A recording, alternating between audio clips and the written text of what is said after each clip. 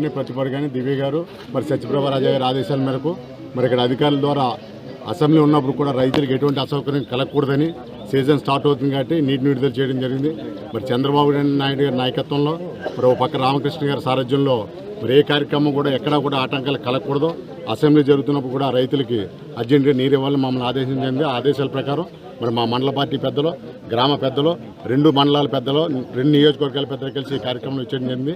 మాకు ఏదైనా కూడా 2 నియోజకవర్గాలు కూడా ఒక పండగలాంటి కార్యక్రమంలో ఎప్పుడు కూడా చేసుకుంటూ ఉంటాం. ఆ నియోజకవర్గం ఈ నియోజకవర్గం కాకుండా ఆ క్రమంలో భాగంగా మన మిత్రుల సోదరులు ఎప్పటి నుంచో రాజేష్ గారి నాయకత్వంలో మరి సత్యప్రభ గారు, దివ్య గారి ఆశీస్సులతో ఈ కార్యక్రమాన్ని నీటిని విడుదల చేయడం జరిగింది.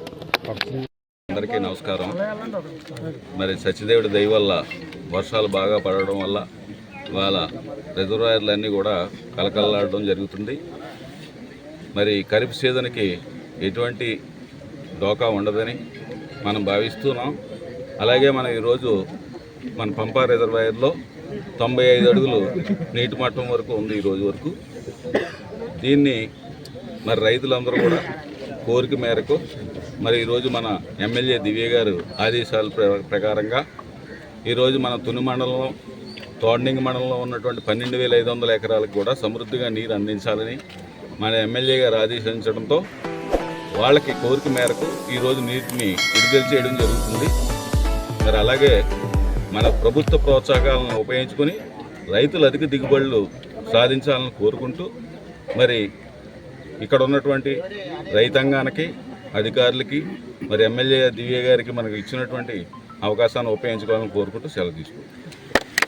మాట్లాడాలంటే సో మన టోటల్ ప్రాజెక్ట్ కెపాసిటీ 0.45 టీఎంసీ.